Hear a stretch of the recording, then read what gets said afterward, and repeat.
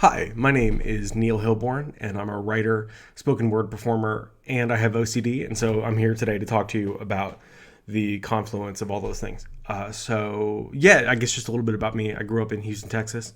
Now I live in St. Paul, Minnesota. I've lived here for 12 years, despite the air trying to kill me all the time. So I was diagnosed with OCD when I was 11 years old. And it's funny. Me and my family, we had our sort of suspicions as I was growing up. Like I was always a very particular child. I had to eat meals in a certain way and had to have my clothes washed in a certain order, and all of my stuffed animals had to be arranged in the exact same way on my bed every single night, or one of them would be sad. And all this stuff.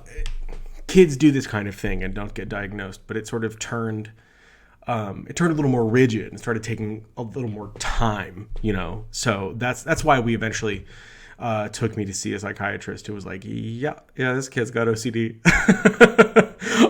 But I was lucky enough to grow up in a family where they really supported me, and even if they didn't necessarily understand exactly what I was going through all the time, they still wanted to try their best to help me through it and to make me feel loved and supported, even if I was feeling like a crazy person at the time, So like I said, I've at this point had OCD I'm 31, it's 20 years. And a while ago, I wrote a poem that went kind of viral and launched my career. It's called OCD. If you've heard of spoken word poetry, you might have heard of it, but if not, I'm going to perform that right now. This poem's called OCD.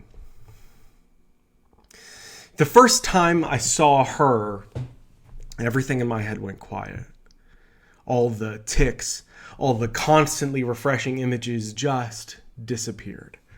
When you have obsessive compulsive disorder, you don't really get quiet moments. Even in bed, I'm thinking, the lock the door, yes. The wash my hands, yes. The lock the door, yes. The wash my hands, yes. And when I saw her, the only thing I could think about was the hairpin curve of her lips, or the eyelash on her cheek. The eyelash on her cheek. The eyelash on her cheek. I knew I had to talk to her. I asked her out 6 times in 30 seconds. She said yes after the third one, but none of them felt right, so I had to keep going. On our first date, I spent more time organizing my meal by color than I did eating or talking to her. But she loved it.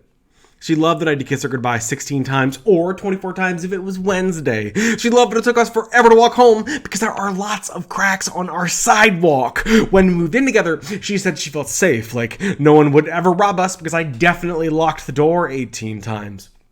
And I would touch her mouth when she talked, when she talked, when she talked, when she talked, when she talked, when she talked. When she said she loved me, her mouth would curl up at the edges. At night, she'd lay in bed and watch me turn all the lights off and on and off and on and off and on and off and on and off and on and off and on and off and on and off and on and off. She'd close her eyes and imagine that days and nights were just passing in front of her. Some mornings, I'd start kissing her goodbye, but she'd just leave because I was making her late for work. When I stopped at a crack in the sidewalk, she kept walking. When she said she loved me, her mouth was a straight line. She told me I was taking up too much of her time.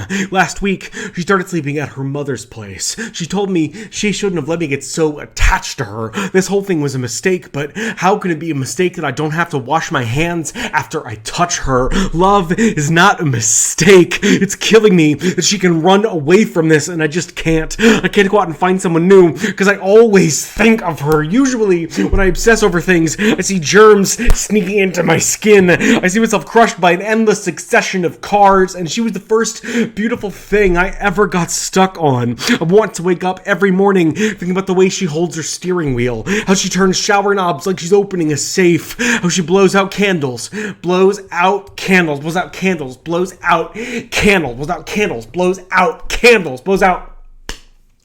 Now, I just think about who else is kissing her. I can't breathe because he only kisses her once. He doesn't care if it's perfect. I want her back so bad. I leave the door unlocked. I leave the lights on. Thank you. So that's a poem I wrote. I wrote that about 10 years ago at this point. a few years ago it went viral. Like, just happened to, I mean, I didn't even do it, somebody happened to post it on Reddit at the right time with the right title, and then like it just got picked up by a bunch of news organizations, and because of that, like, I'm a full-time writer, which is crazy to me. I never ever thought that I would just totally make my living like writing and touring and performing. And so that's all I've been doing for the last, I don't know, 5-6 years. And it's been a dream, man. I feel so incredibly lucky that I get to do this professionally, and that people care enough about what I have to say to come and hang out in either really beautiful theaters or really, really stinky bars and basements. So I'm gonna read a couple more poems. This next one, I'm gonna read it. It's one of my favorite poems I've ever written. It's kind of written in the collage style, where I literally, when I wrote this poem, I just wrote a whole bunch of different lines, like on individual lines on a piece of paper, and then I physically cut them up with scissors and then rearranged all of the lines until I came up with the order of words in this poem. And that sounds like it's going to come up with ridiculous mush, but it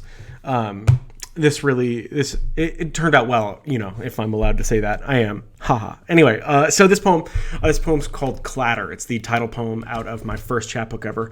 And on the back, there's a nice little fun picture of me in the hospital after I broke my shoulder. Well, separated my shoulder, getting mugged on my bicycle. So, Clatter.